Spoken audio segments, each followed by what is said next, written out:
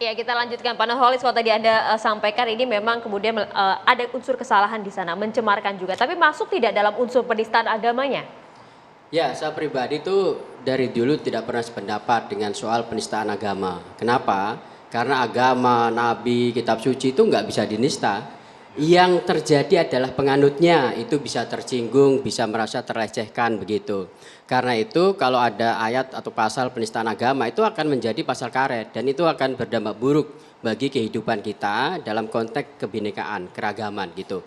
Bayangkan misalnya pada saat saya memiliki pandangan yang berbeda dengan kalangan mayoritas atau mainstream misalnya, kemudian saya dituduh melakukan penistaan.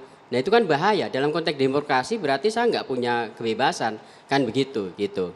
Nah oleh karena itu kembali pada persoalan Holy Wing, jadi kalau toh Pemprov itu harus menutup. Sebentar Pak Nurholis, ya. itu tadi belum clear. Oke, Kita apa yang butuh belum pengulangan clear? dan penegasan, jadi menurut Anda promosi dengan menggunakan nama Muhammad dan Maria bukan penistaan agama, bukan bagian dari penistaan tapi agama. itu kalau orang Jawa bilang ngece, kira-kira gitulah. Ngece tapi keterlaluan, kira-kira Tapi Anda gitu. sebagai umat muslim tersinggung tidak dengan hal ini?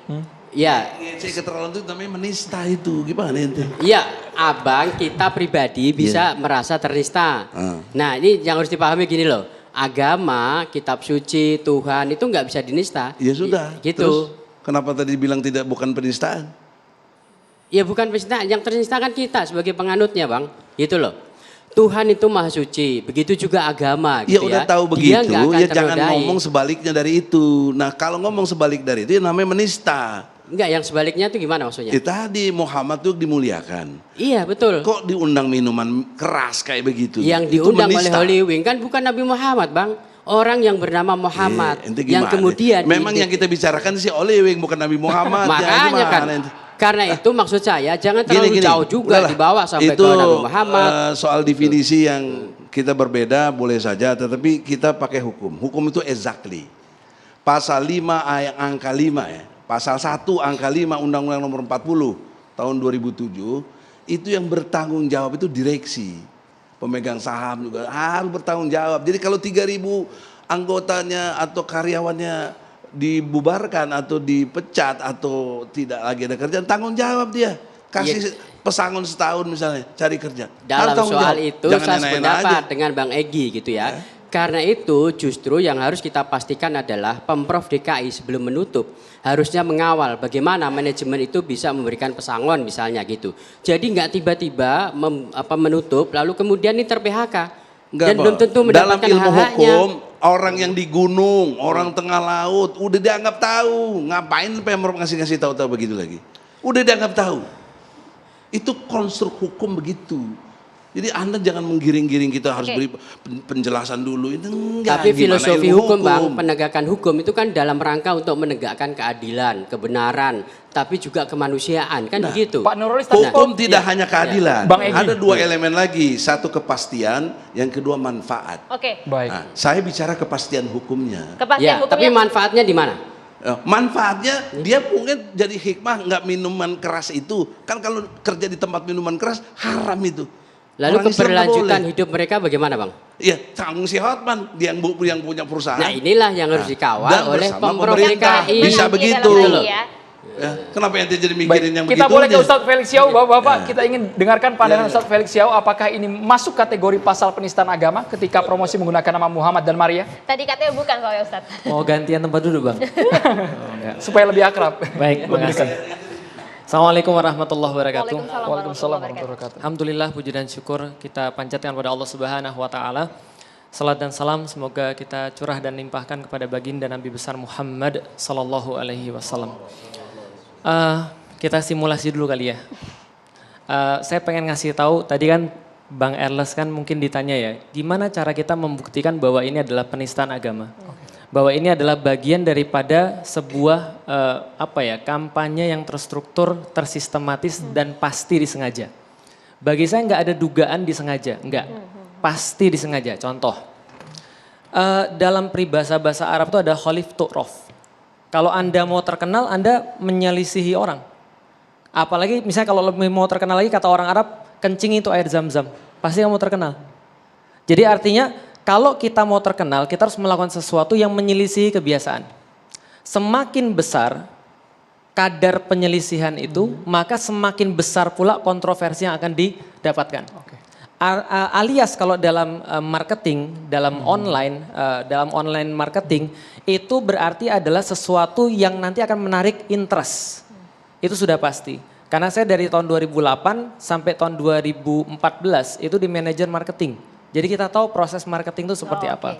Nah, interest ini adalah ditarik dengan tadi kontroversi. Contoh misalnya, semakin besar kontroversi, semakin deltanya semakin besar, maka semakin besar kontroversi dan interest yang dihasilkan. Contoh, kalau saya bilang, Mbak Maria, kalau Mbak Maria mau pakai kerudung saya kasih 2. Itu kan itu promosi saya. Atau kalau mau lebih ngeri lagi saya bilang gini, Mas Andromeda kalau mau pakai kerudung saya kasih 4. Bisa paham ya? Itu kontroversi lebih besar. Atau kalau saya bilang sama Mas Eko, kalau Mas Eko mau berhenti fitnah, saya kasih kerudung. Nah, itu kalau misalnya lebih besar lagi berarti nggak tahu kan semakin besar berarti simulasi. Semakin besar kontroversi orang semakin tertarik kan gitu kan ya. Kan kita bicara kontroversi. Karena ini adalah masalah attention dan interest. Attention dan interest nggak punya value. Jadi dia pokoknya mencari yang diselisihi maka dia pasti akan terkenal. Berarti kalau kita lihat miras minuman keras, mana yang paling berseberangan dengan miras, semakin dia deltanya semakin jauh, semakin akan dapat itu materi promosi. Semakin akan goal itu materi promosi, maka dicari siapa sih yang kira-kira paling berseberangan dengan miras kalau bukan orang muslim. Karena di Indonesia orang sudah tahu, orang muslim itu tidak boleh minum miras. Nggak boleh minum khamar, segala sesuatu yang menghilangkan akal. Maka dicarilah berarti Islam. Kalau gitu simbol Islam yang paling kuat siapa?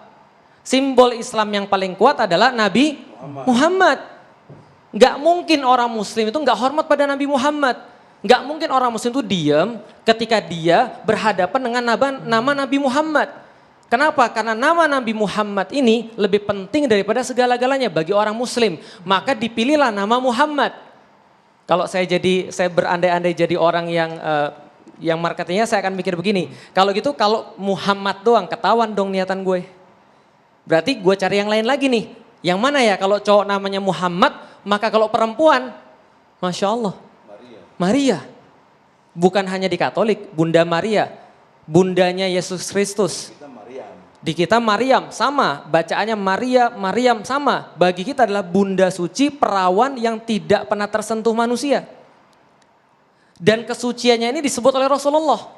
Artinya ini juga menyinggung kita sebagai orang-orang muslim, penyebutan nama Maria. Ini berseberangan ketika kemudian ini ada di meja orang yang bahas. Oh ini goal ini pasti nih. Ini nggak mungkin nggak menimbulkan kontroversi. Tapi Ustadz, apakah betul-betul sebegitu terstrukturnya? Oke, nanti saya jelasin. Nanti kita sampai ke sana. Ini pasti akan goal. Nggak mungkin nggak menimbulkan kontroversi. Pasti menimbulkan kontroversi. Dan ini adalah dalam ilmu komunikasi, attention-nya dapat, interest-nya dapat. Tinggal di-convert ke action. Tinggal di-convert kepada langkah-langkah yang lain. Kan gitu kan ya? Oke, kalau gitu kita lihat. Mungkin nggak ini adalah langkah yang sangat terstruktur. Kenapa TV One warna merah? Kenapa TV One warna merah? Mencolok? Berani, Bang. Bukan hanya mencolok. Kenapa TV One di tempat-tempat yang lain ini merah, ini merah, segala macam. Kenapa nggak ada yang hijau? Kenapa nggak ada yang warna biru? Kenapa nggak ada yang warna kuning? Karena TV One punya namanya warna corporate. Benar kan? Sebagai manajer marketing, kita sudah brief kepada seluruhnya bahwa perusahaan tuh punya value. Perusahaan tuh punya prinsip. Perusahaan itu punya budaya dan itu semua orang harus tahu.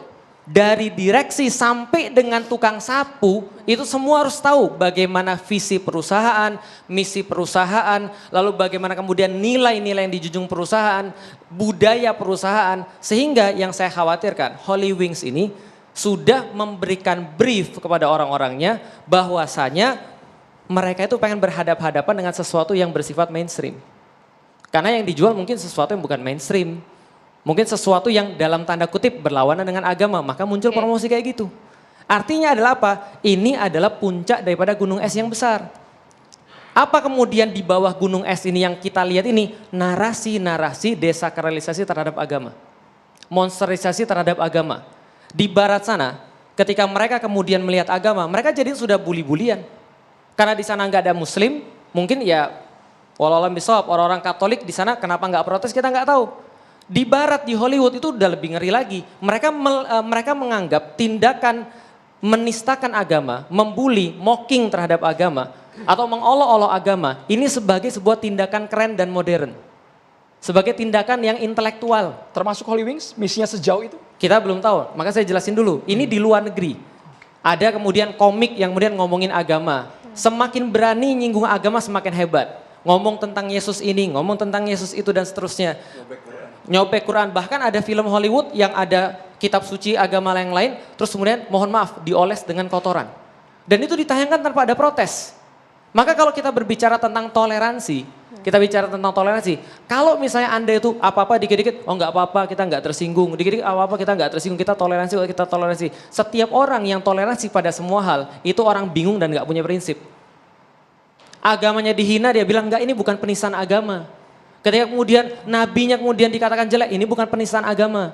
Kalau misalnya terus kemudian agamanya kemudian dibilang ini adalah sesuatu yang kadrun dan segala macam mabuk agama, ini bukan penistaan agama. Nah ketahui orang-orang kayak gini adalah orang-orang yang bingung. Kenapa? Karena dia nggak punya prinsip. He stands for nothing. Tapi Pak Nurholis nggak bingung dong. Saya nggak ngomong. Bilang tadi bukan penista agama. Makanya saya katakan ini adalah apa yang kemudian saya sampaikan berdasarkan struktur yang saya rinci tadi.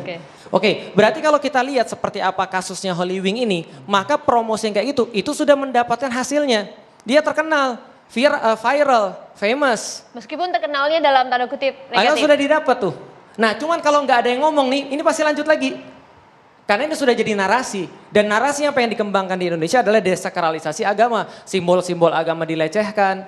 Nggak ada masalah kalau kita bertentangan dengan agama. Orang-orang melakukan segala sesuatu yang bertentangan dengan agama dianggap sesuatu yang lumrah. Nah desakralisasi simbol-simbol agama dan monsterisasi terhadap agama ataupun segala macam yang mereka tuh pengen melemahkan fungsi-fungsi agama, ini yang justru harus diwaspadai oleh orang-orang di Indonesia. Jadi bukan sekedar kreatif kebablasan saja. Karena saya melihat ini adalah narasi besar yang harus diwaspadai sama-sama. Oke, yang kedua, saya juga nggak sepakat kalau seandainya Holy Wings ditutup. Kenapa? Karena masalahnya bukan itu. Mohon maaf, kenapa? Yang harusnya ditutup itu yang lebih besar, khomernya yang dilarang. Ya kan ya, mirasnya dilarang. Kenapa kemudian miras di bawah 5% doang yang diperbolehkan? Berarti mabok 5% boleh. Harusnya yang ditutup adalah peredaran miras. Berarti saya mendukung Pak Anies untuk menutup peredaran miras sehingga yang tadi berapa 3.000 karyawan? 3.000. Saya dari tadi mikirin loh. Kenapa nggak ada yang mikir sih? Lah Holy Wings kan banyak tuh, berapa cabang? 44 cabang. Kan bisa jualan air. Bisa jualan susu kedelai, bajigur. Disebarkan seluruh Indonesia kan dapat untung juga. Bukannya katanya Pak Anies kan juga begitu, masalah di Jakarta kita bukan perlu lebih banyak miras. Makanya harusnya kan sahamnya DKI juga dijual harusnya. Kenapa? Karena ini masalah lebih besar lagi nih. Karena masalah yang saya lihat adalah harusnya ditutup sekalian adalah mirasnya sekalian. Karena bagaimanapun juga kalau kita berbicara hukum gak akan habis. Pakar hukum semua aja berbeda pendapat. Saya berbicara tentang etis. Kalau Anda berbicara tentang etis maka 3.000 karyawan itu begitu dia masih kerja di Holy Wings. Dan masih dia jual khomer dan masih melakukan tindakan-tindakan seperti itu, lebih kesianlah mereka. Kenapa? Hukuman sosial masyarakat itu lebih kejam dan lebih sulit daripada hukuman dari segi hukum. Nah sekarang apa sudah terjadi? Masya Allah, ini semua orang di meja ini gak ada yang gak sepakat loh kalau ini adalah bagian daripada penistaan. Pak Nurholis Kecuali. Tapi semuanya sepakat, saya rasa seluruh orang Indonesia juga sama. Semuanya sepakat bahwa ini adalah bagian daripada penistaan. Minimal, walaupun orang nggak berani ngomong, mereka pasti tersinggung. Minimal penegak hukum, saya yakin Nabi Muhammad loh yang kemudian diomongin. Pertanyaan saya tuh sering mikir begini, gimana kalau andaikan di hari akhir, kita tuh nggak dilihat sama Nabi Muhammad. Atau kita ngelihat beliau, kita nyari beliau, kita nggak ada. Di dunia ini mungkin ada banyak yang bisa bantu kita. Keyakinan kita loh. Tapi setiap penegak hukum, setiap kemudian hakim dan seterusnya, dalam hati kecil mereka, saya yakin mereka pasti masih punya kecintaan terhadap Nabi Muhammad. Dan kita selalu bilang begini, hate speech lah, lalu kemudian kita bilang tentang masalah kita ini selalu intoleran lah. Ingat teman-teman sekalian, hate itu nggak bisa dipisahkan dari love. Orang yang punya love pasti punya hate dan itu equal. Contoh misalnya, saya sayang dengan ibu saya. Karena saya sayang dengan ibu saya nggak terima kalau ibu saya itu dinistakan. Saya sayang dengan istri saya. Maka kalau dia disuit-suit sama orang, di tengah jalan tuh, saya nggak akan bilang sama dia, "Dek sabar. Yang penting saya kan sudah nafkahin kamu." Itu tidak menghilangkan gangguan yang dia terima. Dan mungkin rasa sakit hati ternyata suaminya nggak bela dia. Gitu kan ya? Saya sayang dengan bapak saya. Andaikan bapak saya itu dihina orang, dan yang hina ada 10 orang, dan saya nggak sanggup untuk bela bapak saya, walaupun saya harus kemudian kalah, mendingan saya kalah daripada saya mundur. Saya sayang dengan bapak saya, ibu saya, istri saya sayang dengan anak-anak saya. Maka saya sayang dengan anak saya benci banget sama orang-orang yang mungkin mereka melecehkan anak-anak saya. Dan asal orang-orang tahu, Nabi Muhammad dibandingkan dengan bapak saya, ibu saya, istri saya, anak saya, bahkan nyawa saya sendiri, itu nyawa kita masih terlalu murah untuk itu. Maka harusnya orang-orang ngerti. Justru karena mereka ngerti, mereka bikin promosi, ini kan kurang ajar. Gitu maksudnya. Maka jangan kemudian berhenti pada puncak gunung es. Lihat nih narasi ini yang harus diselesaikan. Maka saya bilang hukum jerak. Supaya orang-orang di luar sana tahu. Bahwasanya jangan main-main berkaitan dengan agama. Betul tadi. Nah, kalau berbicara mengenai efek jera ini menarik. Apakah ini sudah cukup memberikan efek jera ataupun belum? Kita tahan dulu, kita lanjutkan usai jeda sebentar lagi pemirsa.